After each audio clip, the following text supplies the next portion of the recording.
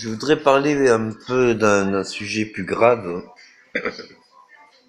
la guerre en Afrique, avec les terroristes tels qu'on les appelle.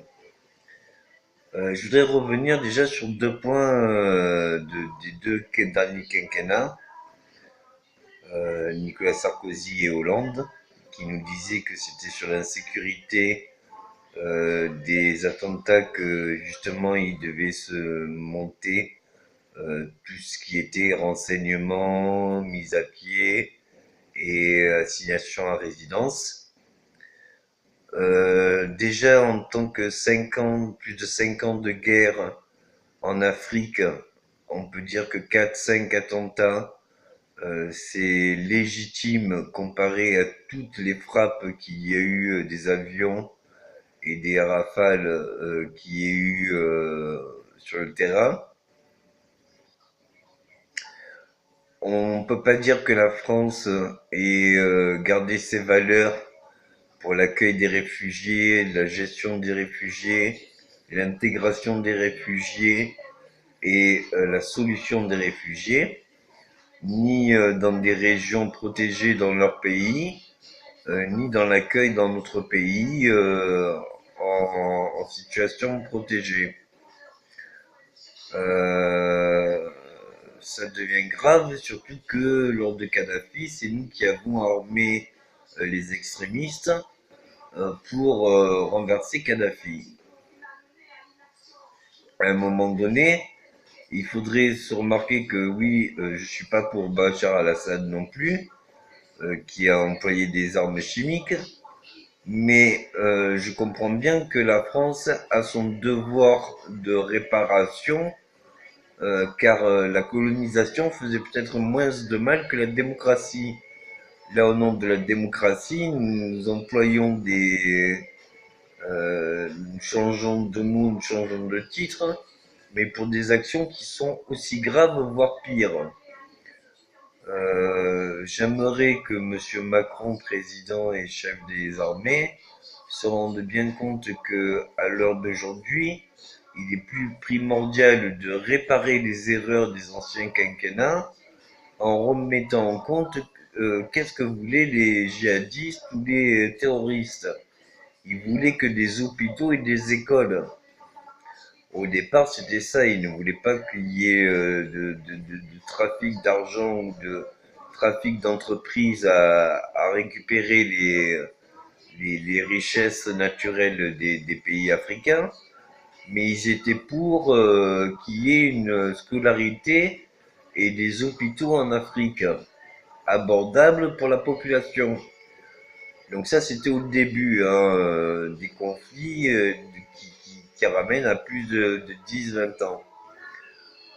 Ça a bien évolué et je sais même pas si c'est encore possible. Mais bon, je pense que si la France se mettait à réparer les villes qui ont connu les guerres et si elle commençait à ne plus être sur le terrain, le front de la guerre, sur le front, et qu'elle ait essayé de se mettre en retrait pour essayer de sauver un peu les réfugiés, voir comment on peut faire des villages autonomes pour qu'ils puissent avoir une deuxième chance, une chance qu'on leur a enlevée en causant nous ces guerres en se disant pour armes massives. Je dois signaler que l'arme massive, c'est moi qui l'ai créée en créant le bouclier terrestre.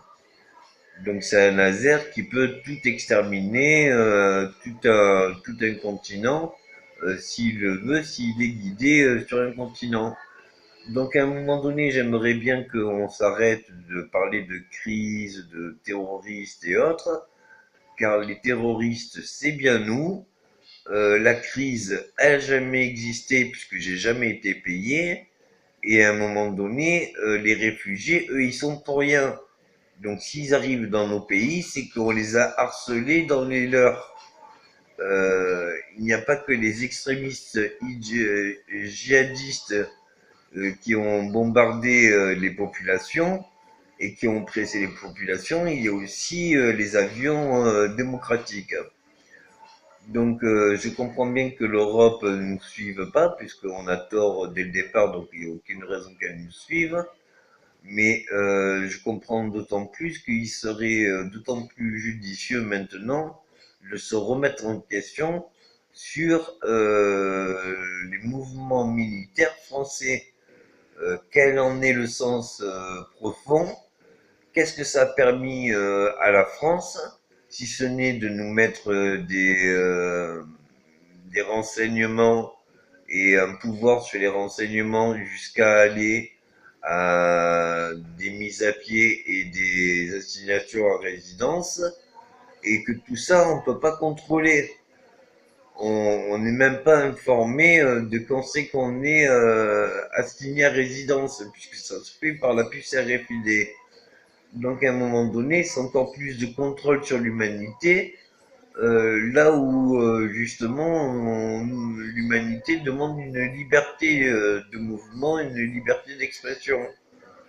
Euh, je pense que l'État fait un double jeu qui est dangereux, car la population va bien se rendre compte qu'elle a rien à y gagner sur le terrain militaire. Or, sur la stabilité du monde et la stabilité des marchés et l'expansion et la croissance des marchés, ça l'a gagné. Et en parlant de croissance, c'est bien une croissance des richesses naturelles que nous avons besoin et non une richesse de croissance des marchés.